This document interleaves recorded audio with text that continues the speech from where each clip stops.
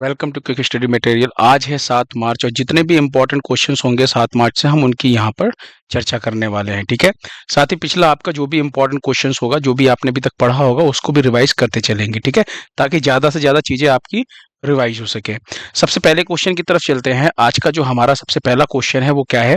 वो है कि भारत का पहला विश्व शांति केंद्र कहाँ स्थापित किया गया है? किसकी बात कर रहे हैं? भारत का पहला विश्व शांति केंद्र। देखिए, जब कोई भी चीज पहली बार हो, चाहे भारत में चाहे दुनिया में, तो वो क्वेश्चन थोड़ा सा एग्जाम के लिहाज से इंपॉर्टेंट हो जाता है। ठीक है, तो यहाँ पे अगर हम बात करें तो ये जो भारत का पहला विश्व शांति केंद्र है, ये स्थापित किया गया है हरियाणा के गुरुग्राम में। ऑप्शन बी जो है आपका बिल्कुल सही है। गुरुग्राम कहाँ? तो हरियाणा में है गुरुग्राम। ठीक है, अच्छा, यहाँ पे अगर मैं बात करूं तो ये जो आपका विश्व शांति केंद्र है, इसका जो उद्घाटन समारोह हुआ था, आपको ध्यान रखना है कहाँ पर? तो गुरुग्राम में। किसके द्वारा ये, मतलब ये जो आपका विश्व शांति केंद्र है जो स्थापित किया गया, किसके द्वारा स्थापित किया गया है? तो अहिंसा विश्व भारती के द्वारा स्थापित किया गया है और जैन आचार्य लोकेश के मार्गदर्शन में इसको स्थापित किया गया है। ठीक है, जो पॉइंट मैं आपको इंपॉर्टेंट है वो पॉइंट मैं यहाँ पे अंडरलाइन करते चल रहा हूँ, उनको ध्यान रखिएगा। इसका उद्देश्य क्या है? ध्यान रखिएगा, इसका सीधा सा उद्देश्य यह है कि अहिंसा, आध्यात्मिक जागरूकता, मानवीय मूल्यों और वैश्विक भाईचारे को बढ़ावा देना इसका उद्देश्य है। और ये भारत का पहला विश्व शांति केंद्र है जो गुरुग्राम में स्थापित किया गया है। ठीक है, अच्छा, अभी करंट में ना, मतलब करंट अफेयर्स जब मैंने आपको पढ़ाना शुरू किया अभी, तो अभी मतलब कुछ दिन पहले की मैं बात बताऊं तो भारत में पहली बार जो भी चीजें हुई हैं एक बार उसको देखते हैं, उसको चीजों को रिवाइज करते हैं, है ना, कि भारत में पहली बार क्या क्या चीजें हुई है, इंपॉर्टेंट जो है उसकी बात करते हैं। तो लास्ट टाइम पे भी मैंने आपको पढ़ाया था 1-2 दिन पहले ही कि भारत का पहला अंडर वाटर म्यूजियम जो है और कृत्रिम रीफ, ये कहां पर? महाराष्ट्र में बनाया जाएगा। याद आ रहा आप लोगों को? आईएनएस गुलदार नाम मैंने आपको याद करवाया था, इंडियन नेवल शिप। आईएनएस की फुल फॉर्म होती है, जो जहाज है ये इंडियन नेवी की, नाम क्या है इसका? गुलदार। और इसी गुलदार गुलदार जहाज को, आईएनएस गुलदार को, महाराष्ट्र के अंदर सिंधु दुर्ग जिले के निवाती रॉक्स के पास पानी में डुबो दिया जाएगा, यानी समुद्र में डुबो करके इसी को अंडर वाटर म्यूजियम बनाया जाएगा। चीजें याद आ रही है ना? चलिए नेक्स्ट क्वेश्चन देखिए, मतलब नेक्स्ट पॉइंट क्या अपना, कि भारत का पहला बायो बैंक, बायो बैंक को फ्रोजन जू के नाम से भी जाना जाता है।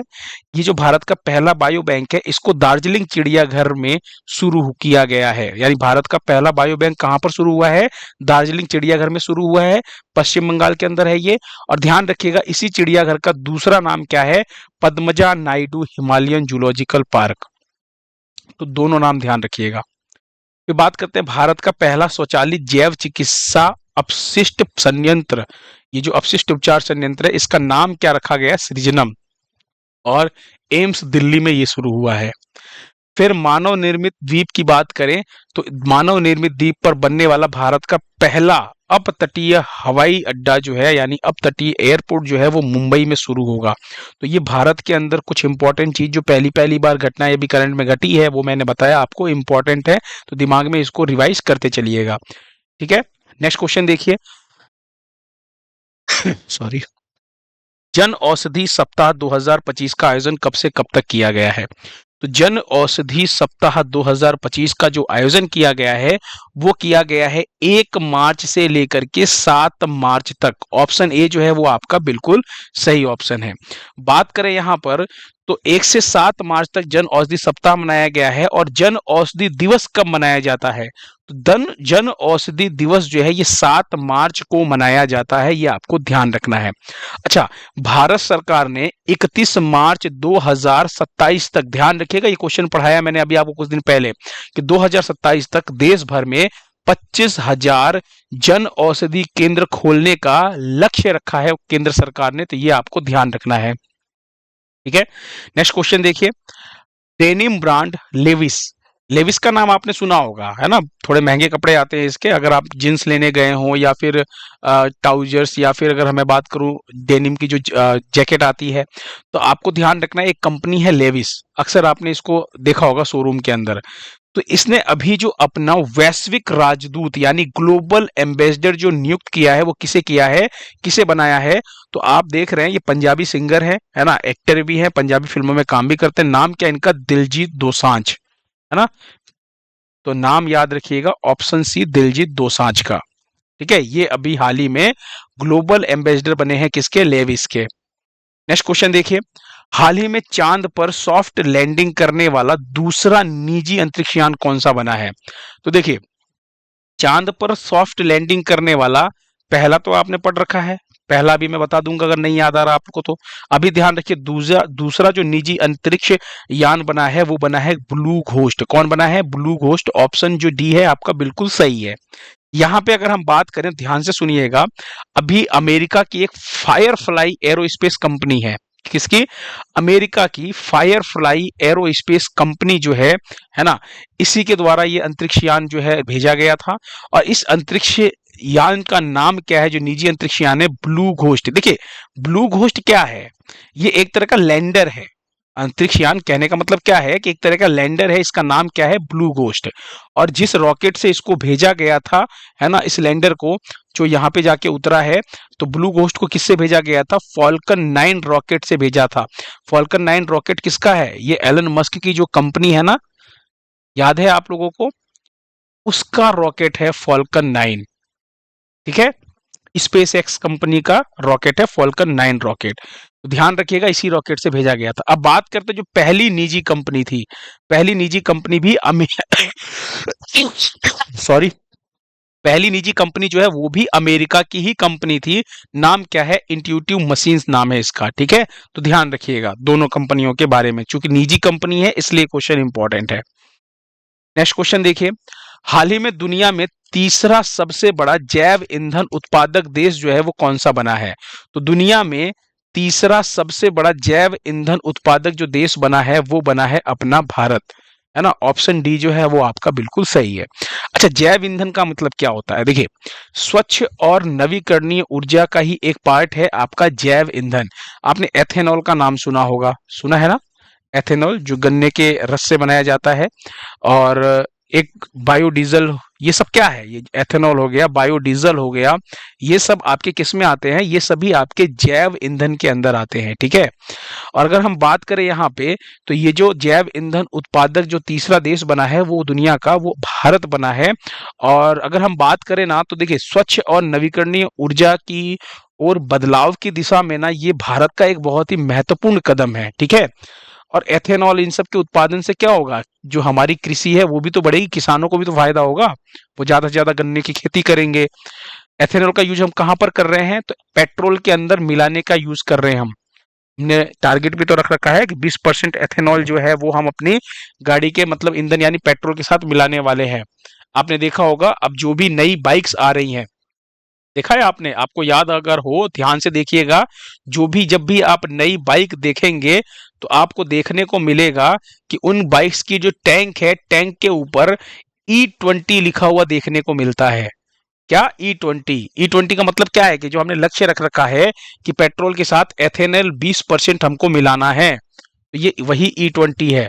आप ध्यान से देखिएगा, अपनी बाइक के ऊपर, हो सकता है आपकी घर में जो गाड़ियां हो उसके ऊपर E20 लिखा हुआ देखने को मिल जाए, है ना। चलिए नेक्स्ट क्वेश्चन देखिए, अगला क्वेश्चन क्या है? खेलो इंडिया विंटर गेम्स 2025 का जो दूसरा चरण है ना, ये कहां पर आयोजित किया जाएगा? तो सबसे पहली चीज तो ये कि पहला चरण कहां पर आयोजित किया गया? तो लद्दाख में किया गया था। कब किया गया था? जनवरी 2025 में। सॉरी, याद आ रहा आपको? लद्दाख के अंदर पहला संस्करण किया गया था, जनवरी में किया गया था।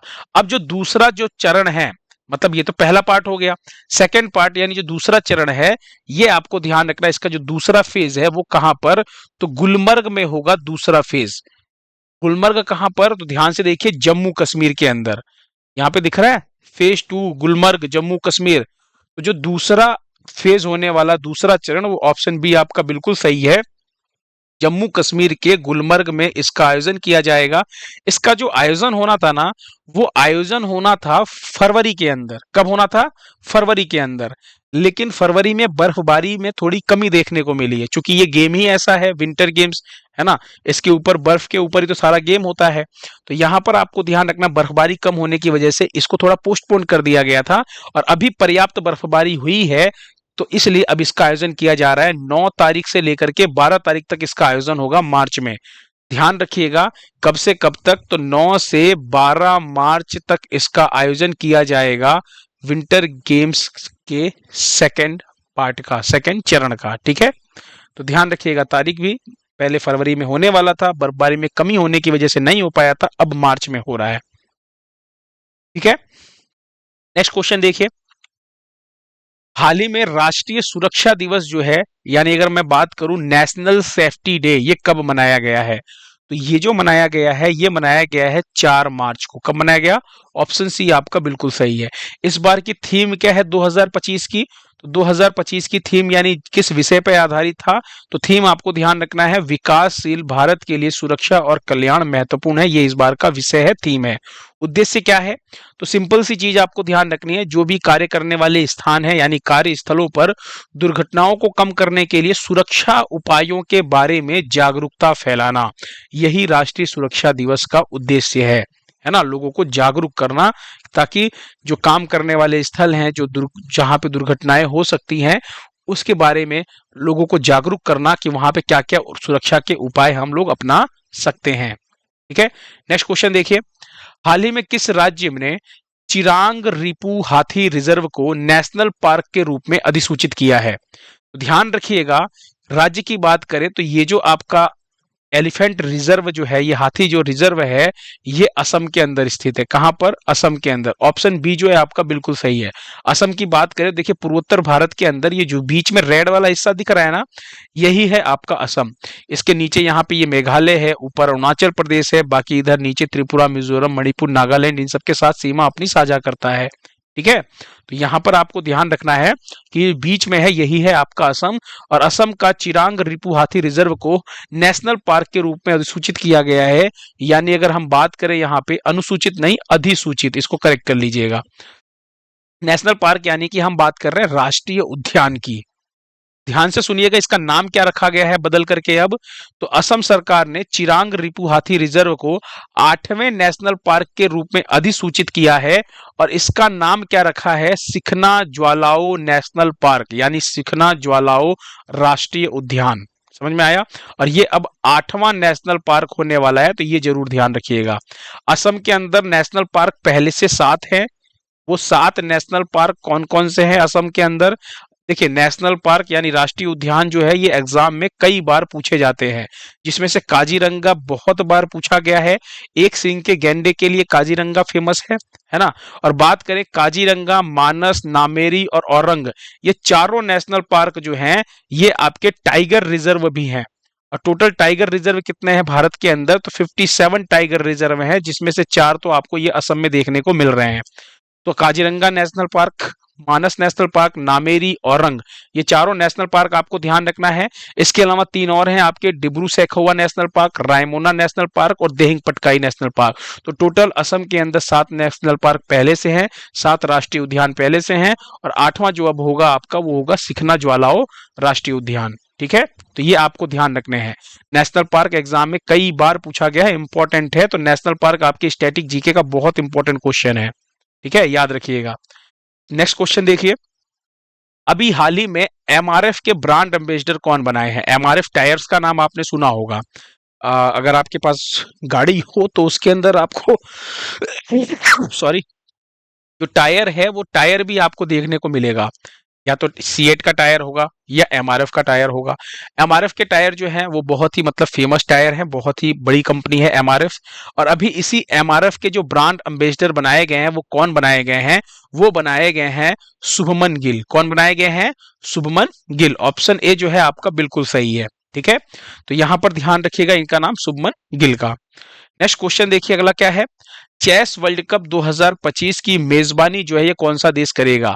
तो अभी 2025 में जो शतरंज का वर्ल्ड कप होने वाला है, ये चेस का मतलब क्या? शतरंज की ही बात कर रहे हैं हम यहाँ पे। ठीक है, और शतरंज का जो आयोजन करता है, मतलब अगर नेशनल लेवल पे देखें, इंटरनेशनल लेवल पे देखें, तो फीडे का नाम आपको ध्यान रखना है। ठीक है, फीडे जो है यही वर्ल्ड कप का मतलब यही शतरंज से रिलेटेड खेल को रेगुलेट करता है विश्व में।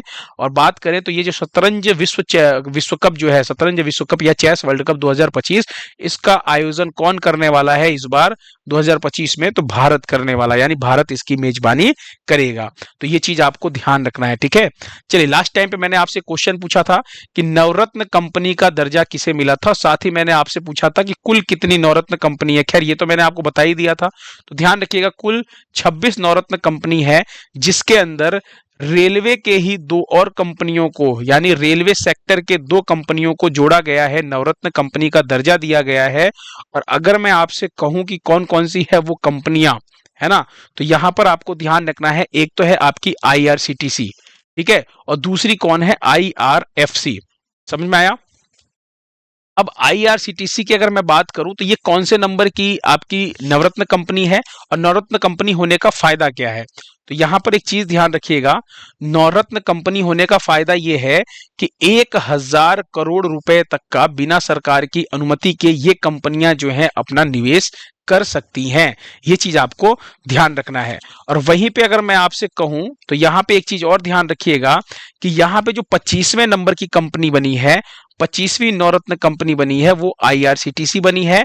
और जो 26वीं नवरत्न कंपनी बनी है वो बनी है आईआरएफसी। आईआरसीटीसी की फुल फॉर्म क्या होती है और आईआरएफसी की फुल फॉर्म क्या है, फटाफट ध्यान से सुनिए। आईआरसीटीसी की फुल फॉर्म होती है Indian railway catering and tourism corporation limited, और आईआरएफसी की फुल फॉर्म होती है Indian railway finance corporation limited. ये दोनों ही रेलवे सेक्टर से जुड़ी कंपनी है, और नवरत्न का दर्जा मिलने से इन दोनों को बहुत ही ज्यादा वित्तीय स्वायत्ता अब मिल जाएगी। 25वीं और 26वीं नंबर की कंपनी है आईआरसीटीसी 25वीं, और आईआरएफसी 26वीं, यानी ऑप्शन डी जो है वो आपका बिल्कुल सही आंसर है। कमेंट बॉक्स में मैंने आप सभी के कमेंट्स पढ़े हैं, ठीक है। और आप लोग जब कमेंट करते ही हैं तो एक लाइक भी कर दिया कीजिए प्यार से मेरे लिए, है ना। 100 लाइक का टारगेट रखा है, इसको पूरा करने में हेल्प कीजिए ताकि मुझे और मोटिवेशन मिले। आज आपके लिए एक छोटा सा क्वेश्चन और है, और वो क्या है कि पहली डॉल्फिन की गणना हुई है, और इसकी गणना किसने की है, प्रधानमंत्री मोदी जी ने इसकी इस रिपोर्ट को जारी किया है। यानी ये जो गणना की रिपोर्ट है, इस रिपोर्ट को मोदी जी ने जारी किया है ना। अब आपको बताना है कि सर्वाधिक डॉल्फिन जो है वो किस राज्य में है। कमेंट बॉक्स में आंसर दीजिएगा कि सर्वाधिक डॉल्फिन किस राज्य में है, और टोटल कुल कुल डॉल्फिन कितनी है अपने देश में। तो अभी जो गणना हुई है 8 राज्यों में, रिपोर्ट किसने, 8 राज्यों में डॉल्फिन की गणना हुई है, रिपोर्ट किसने जारी किया है, प्रधानमंत्री मोदी जी ने। कमेंट बॉक्स में बताना है कुल डॉल्फिन की संख्या, और साथ ही साथ बताना है सर्वाधिक डॉल्फिन जो है वो किस राज्य में। बाकी मैंने आपको लास्ट क्लास के अंदर बताया ही था कि मध्य प्रदेश बहुत ही इंपॉर्टेंट राज्य है, चूंकि यहाँ पे गिद्ध की संख्या सर्वाधिक है, जो भी हाल ही में रिपोर्ट आई है। बाघ की संख्या भी सर्वाधिक है, तेंदुआ की संख्या भी क्या है, सर्वाधिक है। भेड़िया की संख्या क्या है, वो भी सर्वाधिक है। और अभी जो चीते लाए गए हैं ना भारत में अपने पास, नामीबिया और दक्षिण अफ्रीका से, वो चीते भी कहां पर रखे गए हैं, तो मध्य प्रदेश में ही चीते रखे गए। चीते तो अपने पास और किसी राज्य में है नहीं, कहां पर है, तो आपको ध्यान रखना है वो चीते जो लाए गए हैं वो भी हमने मध्य प्रदेश के अंदर ही रख रखा है, ठीक है। ये चीजें भी आपको ध्यान रखना है। चलिए, ये तो मैंने आपको रिवीजन करवा दिया, ये अलग बात है। कमेंट बॉक्स में आंसर दीजिए कुल डॉल्फिन की संख्या और सर्वाधिक डॉल्फिन कहां पे। चलिए, नेक्स्ट हम आपसे मिलते हैं कल की क्लास के अंदर। Thank you so much.